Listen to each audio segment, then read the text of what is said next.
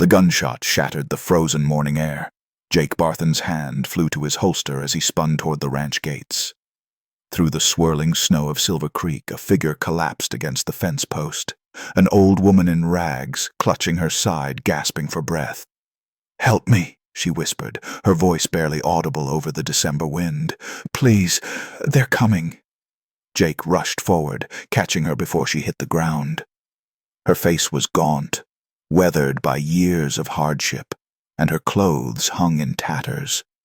Blood seeped through her fingers. "Who's coming?" Jake demanded, scanning the tree line. "Who did this to you?" The woman's eyes rolled back. "The Bennett brothers. They think I stole from them. I didn't. I swear." In the distance, horses' hooves thundered against frozen earth. 3 riders emerged from the pines, rifles raised. "That's her!" one shouted. "The old witch who took our gold!" Jake's jaw tightened. His ranch was already struggling through the harshest winter Silver Creek had seen in decades. Cattle dying, supplies running low, workers abandoning him one by one. He was down to just 3 hands. The last thing he needed was trouble with the Bennett brothers. But the woman's trembling hand gripped his arm.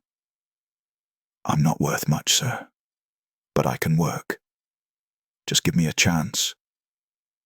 If you've ever felt the weight of desperation pressing down on your chest, stay with us. This story needs your heart to survive. Tell us where you're watching from, and let's face this together. The riders were closing in fast. What would Jake do? Jake made his decision in seconds. "Get inside," he ordered, half carrying the woman toward the barn. "Don't make a sound." He'd barely hidden her behind a hay bale when the Bennett brothers stormed through the gate. The eldest, Cole Bennett, was a bull of a man with a scarred face and mean eyes.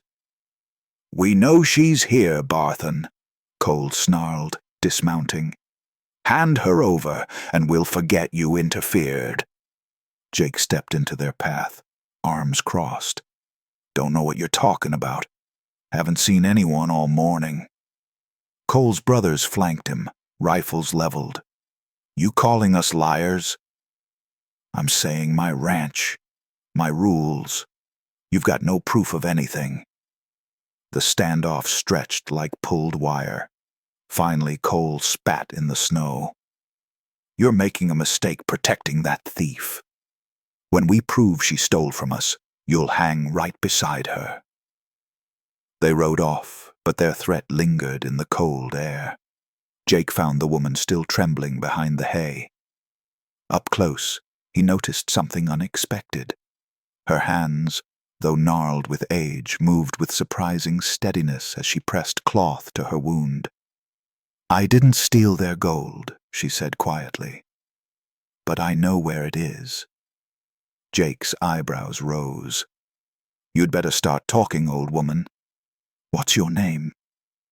"Martha James," she replied, meeting his gaze with unexpected fire. "And if you protect me, I'll save your ranch." "How exactly?" A crash echoed from the main house. Someone else was here. Jake burst into the house to find his foreman Dutch overturning tables. "Where's the deed?" Dutch shouted, wild-eyed. "The bank's sending men tomorrow."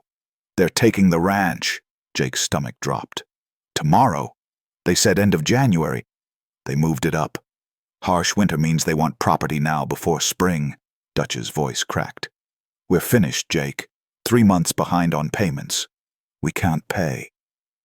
Martha appeared in the doorway, leaning heavily on the frame. Despite her injury, she surveyed the chaos with calculating eyes. "How much do you owe?" she asked. $2,000, Jake said bitterly. "Might as well be 2 million. My cattle are dying, my workers left, and the Bennett brothers want my head. What's it matter?" Martha straightened slightly. "It matters because I can get you 4,000 by Christmas Eve, 3 days from now." Both men stared. "You're delirious from blood loss," Dutch scoffed. But Martha's expression was stone serious. The Bennett brothers' gold. I know exactly where they hid it. Not because I stole it, because I watched them bury it 6 months ago when I was sleeping in their barn loft. They'd robbed a union payroll wagon. Jake's pulse quickened. Stolen gold? That makes it evidence, Martha finished. Turn it into the federal marshal, collect the reward. $4,000, enough to save this ranch and then some. Dutch laughed harshly. And why would you tell us this? What do you get? Martha's voice dropped. A place to die in peace. The room fell silent. Outside, wind howled through the eaves. What secret was Martha hiding about her own fate? Jake studied Martha's face by lamplight. Deep lines carved by hardship, but also something else. Intelligence, cunning, a lifetime of survival. Why do you need a place to die? He asked softly. Martha lowered herself into a chair with a wince. I've got maybe 2 months, according to the doctor in Elk Ridge. Consumption. It's eating my lungs. I've got no family, no home, nowhere to go when the end comes. She met Jake's eyes. I've lived rough for 10 years since my husband died. Slept in barns, ate from garbage, stole when I had to. I'm tired, Mr. Barthen. So tired. I just want to spend my last weeks somewhere warm, with a roof over my head and maybe a kind word now and then. Jake's throat tightened. He knew loneliness. His wife had left him 3 years ago, unable to handle the isolation of ranch life. Since then, he'd poured everything into this land, this legacy his father built, and now it was slipping through his fingers. So you help me save the ranch, Jake said slowly, and I give you a home until I'm gone, yes. Dutch shook his head. This is insane. The Bennetts will kill us. The gold's stolen. The feds might think we're part of it. Martha pulled a folded paper from her tattered coat. I have the Union Army's description of the robbery, dates, details, everything. I kept newspaper clippings. We'll have proof we're returning it. Jake made his choice. We ride at dawn. A horse's scream pierced the night. Something was wrong in the stable. Jake and Dutch ran to the stable to find chaos. Jake's prize stallion, Thunder, had broken his stall and was bucking wildly, eyes rolling with terror. The animal had been getting more aggressive for weeks, and now he was dangerous. He's gonna hurt himself, Dutch yelled, grabbing a rope. Stay back, Jake ordered, but Thunder charged, hooves flashing. Dutch dove aside just in time. Then Martha's voice cut through the commotion, low, steady, singing something Jake couldn't quite hear. An old melody, wordless and haunting. Thunder's ears swiveled toward her. The stallion's bucking slowed. Martha shuffled forward, still humming, her injured body somehow projecting calm. She extended one weathered hand. Easy, boy, she murmured. I know you're scared. I know it hurts. Thunder snorted, but his hooves stilled. Martha kept singing, kept approaching, until her palm rested on his trembling neck. The stallion's eyes closed. Within minutes, she'd guided him back into the stall, checked his legs, found a deep thorn embedded in his hock that had been driving him mad with pain. She removed it with practiced fingers. Jake stood, speechless. How did you... Worked with horses for 40 years before life went sideways, Martha said simply. Still remember the songs my grandmother taught me. Animals understand kindness in any language. If you've ever felt forgotten, like your talents didn't matter anymore, this moment is for you. Stay with us. Your presence keeps these stories alive. Comment where you're watching from, and remind yourself that you still matter. Dutch's expression had shifted from skepticism to awe. But outside, torches flickered through the trees. The Bennetts had returned with reinforcements. 10 riders surrounded the ranch house, torches blazing against the night sky. Cole Bennett's voice boomed across the yard. "Last chance, Barthen. Send out the old woman, or we burn you out." Jake checked his rifle. 3 bullets. Dutch had 5. Martha had pulled an ancient revolver from her coat. 2 rounds, maybe. 11 against 3, Dutch muttered. Not exactly favorable odds. But Martha was studying the ranch layout with tactical precision. "Your water tower," she said. "How's the pressure?" "What?" Jake frowned. "It's full. I pumped it yesterday for the horses." "Why?" "And that valve you use for washing equipment, it still works?" "Yeah, but—" Martha's eyes glinted. "Then we don't fight them. We wash them away." She explained quickly. The water tower stood on the hill overlooking the yard. Open the release valve fully, and thousands of gallons would flood down the slope, turning the frozen ground into an ice sheet. The riders would lose control, scatter, buy them time to escape.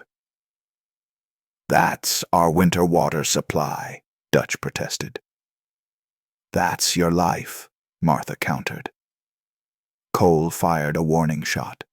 10 seconds! Jake looked at Martha, this dying woman who'd stumbled onto his property 12 hours ago, and saw steel in her eyes, the kind that came from surviving when survival seemed impossible.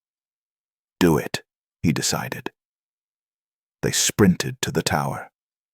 Jake climbed the ladder, wrenched the valve open. Water roared down the hillside like a breaking dam. The riders never saw it coming. Chaos erupted as the flood hit. Horses reared and slipped on the instant ice sheet forming across the yard. Riders tumbled, torches extinguished with hisses of steam. Cole Bennett's mount went down hard, throwing him into a fence post. "Now!" Martha shouted. They ran for the barn, mounted Jake's 3 remaining horses, and galloped into the forest before the Bennetts could regroup. Behind them, curses and screams faded into the December night. They rode for 2 hours before Jake called a halt in a hidden canyon. Everyone was gasping, horses lathered with sweat despite the cold. "Where exactly is this gold?" Jake demanded.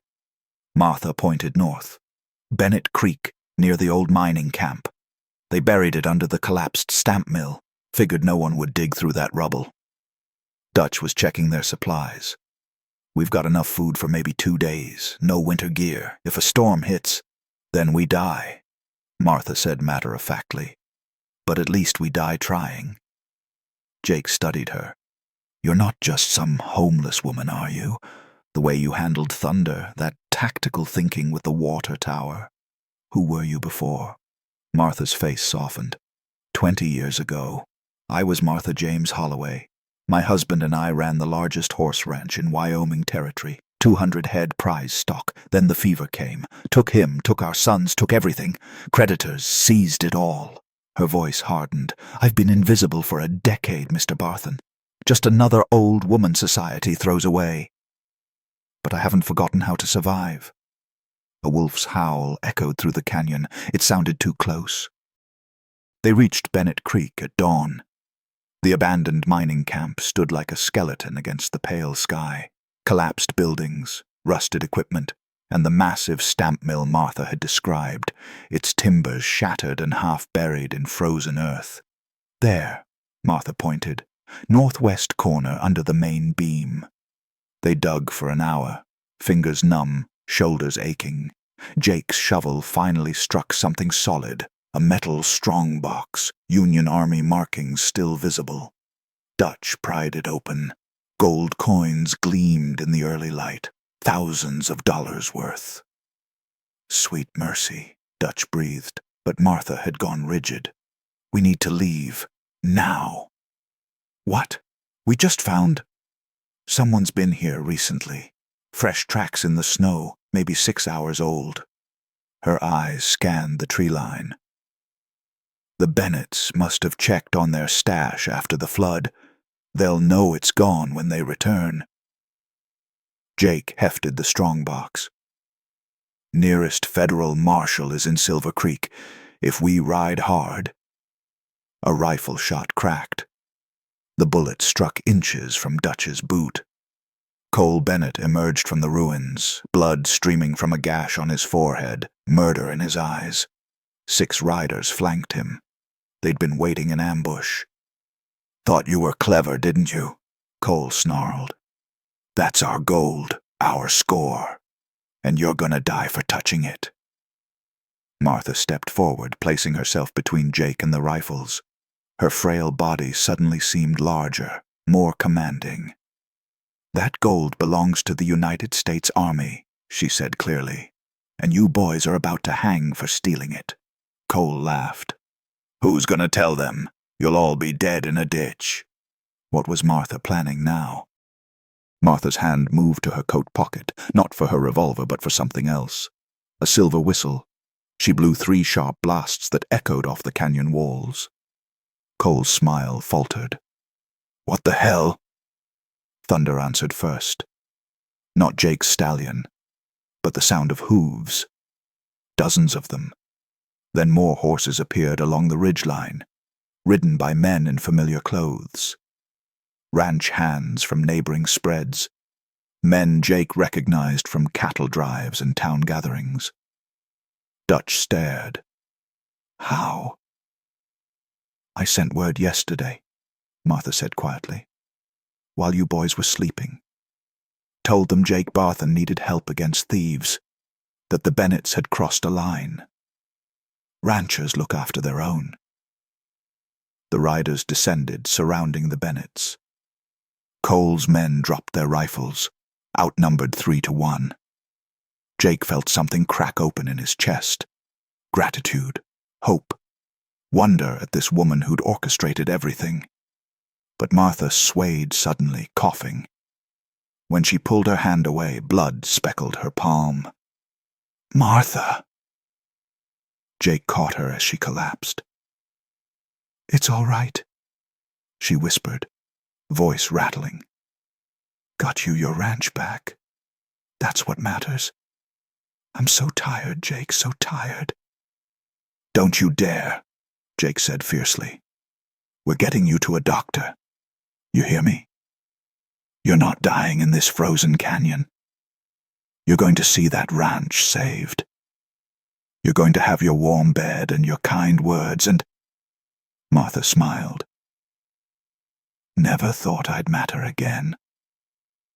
Thank you for letting me matter." Her eyes closed. Jake screamed for help as the other ranchers rushed forward.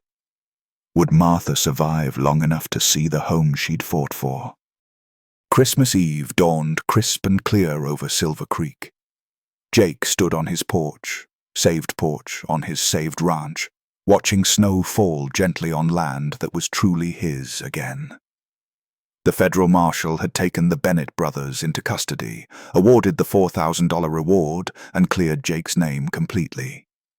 The bank had been paid with money to spare, but none of it mattered compared to the small figure in the rocking chair beside him. Martha James sat wrapped in quilts, sipping hot cider, watching the sunrise. The doctor said it was a miracle. Whatever had been killing her seemed to have slowed, maybe even stopped. Sometimes, the doctor had said, having something to live for changes the body's whole arithmetic. She'd gained weight. Color had returned to her cheeks. She'd taken over managing the horses and had already begun training Thunder for spring competitions. "You know," Jake said softly, "I've been thinking. This ranch needs a proper name. Was just Barthenland before. Seems like it should be called something that means more now." Martha raised an eyebrow. "Oh? I was thinking Martha's Haven, because that's what you made it. A haven. For me, for the horses, for anyone who needs a place to belong." Martha's eyes filled. "Jake Barthen, You're gonna make an old woman cry on Christmas Eve." "You're not old," Jake said firmly. "You're the toughest person I've ever met, and if you'll have me, I'd like you to stay, not as a worker, as family." Martha took his hand. "I'm not worth much, sir." "Don't," Jake interrupted gently. "Don't ever say that again. You're worth everything." They sat together as Silver Creek woke around them. Two survivors who'd found something neither expected: home. If this story reminded you that worth isn't measured by what you own but by what you give, then staying with us keeps these tales alive for everyone who needs them. Tell us where you're watching from. Every voice matters, every heart counts. And remember, I'm not worth much, sir, but I can work, the homeless old woman told the lonely rancher. Because sometimes that's all it takes to change everything.